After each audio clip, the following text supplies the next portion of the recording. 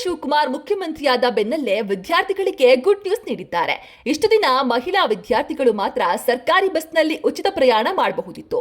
ಆದರೆ ಇನ್ನು ಮುಂದೆ ರಾಜ್ಯದ ಎಲ್ಲಾ ವಿದ್ಯಾರ್ಥಿಗಳು ಕೂಡ ಉಚಿತವಾದ ಬಸ್ ಪ್ರಯಾಣ ಇರಲಿದೆ. ಆದರೆ ಅರ್ಜಿ ಸಲ್ಲಿಸಿದ್ರೆ ಮಾತ್ರ ಈ ಬಸ್ ಪಾಸ್ ನಿಮಗೆ ಸಿಗಲಿದೆ.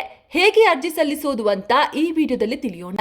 ವಿದ್ಯಾರ್ಥಿಗಳು ಯಾವುದೇ ಸೈಬರ್ ಸೆಂಟರ್, ಬೆಂಗಳೂರು ಒನ್ ಕೇಂದ್ರಗಳು ಅಥವಾ ತಮ್ಮ ಮೊಬೈಲ್ ಮೂಲಕ ಸೇವಾ ಸಿಂಧು ಪೋರ್ಟಲ್ನಲ್ಲಿ ಅರ್ಜಿಯನ್ನ ಸಲ್ಲಿಸಬಹುದು.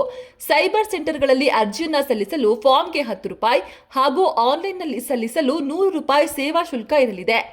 ಆಧಾರ್ ಕಾರ್ಡ್, ಪ್ರಸ್ತುತ ಸಾಲಿನ ಕಾಲೇಜು ಪ್ರವೇಶಾತಿ ರಶೀದಿ ಹಾಗೂ 2 ಪಾಸ್ಪೋರ್ಟ್ ಅಳತೆಯ ಭಾವಚಿತ್ರಗಳು ಬೇಕು.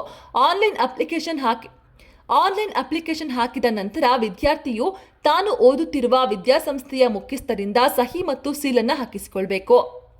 ಈ ಅರ್ಜಿಯನ್ನ ಬಿಎಂಟಿಸಿ ಪಾಸ್ ವಿಭಾಗದವರು ಪರಿಶೀಲಿಸಿ ಅನುಮೋದನೆಯನ್ನ ನೀಡುತ್ತಾರೆ. ಅಪ್ರೂವಲ್ ಆದ ತಕ್ಷಣ ವಿದ್ಯಾರ್ಥಿಯ ಮೊಬೈಲ್ಗೆ ಸಂದೇಶ ಬರುತ್ತೆ. ಮೊಬೈಲ್ಗೆ ಮೆಸೇಜ್ ಬಂದ ನಂತರ ಮೆಜೆಸ್ಟಿಕ್, ಕೆಂಗೇರಿ, ಶಾಂತಿನಗರ, ಎಲೆಕ್ಟ್ರಾನಿಕ್ ಸಿಟಿ, ಹೊಸಕೋಟೆ ಹಾಗೂ ಆನೇಕಲ್ ಬಸ್ ನಿಲ್ದಾಣಗಳಲ್ಲಿ ಪಾಸ್ನ ಪಡೆದುಕೊಳ್ಳಬಹುದು. ಆದರೆ ಇಲ್ಲಿ ಈ ಹಿಂದೆ ನಿಗದಿಪಡಿಸಿದ್ದ ಪಾಸಿನ ಮೊತ್ತವನ್ನ ಪಾವತಿಸುವ ಅಗತ್ಯ ಇಲ್ಲ. ಉಚಿತವಾಗಿ ಪಾಸ್ನ ನೀಡಲಾಗುತ್ತೆ. ಮುಖ್ಯಮಂತ್ರಿ ಡಿಕೆ ಶಿವಕುಮಾರ್ ಅವರ ಈ ಐತಿಹಾಸಿಕ ಉಚಿತ ಬಸ್ ಪಾಸ್ ಘೋಷಣೆಯಿಂದಾಗಿ ಇನ್ನು ಮುಂದೆ ವಿದ್ಯಾರ್ಥಿಗಳು ಈ ಹಿಂದೆ ನೀಡುತ್ತಿದ್ದಂತಹ ಶುಲ್ಕವನ್ನ ಭರಿಸಬೇಕಾಗಿಲ್ಲ.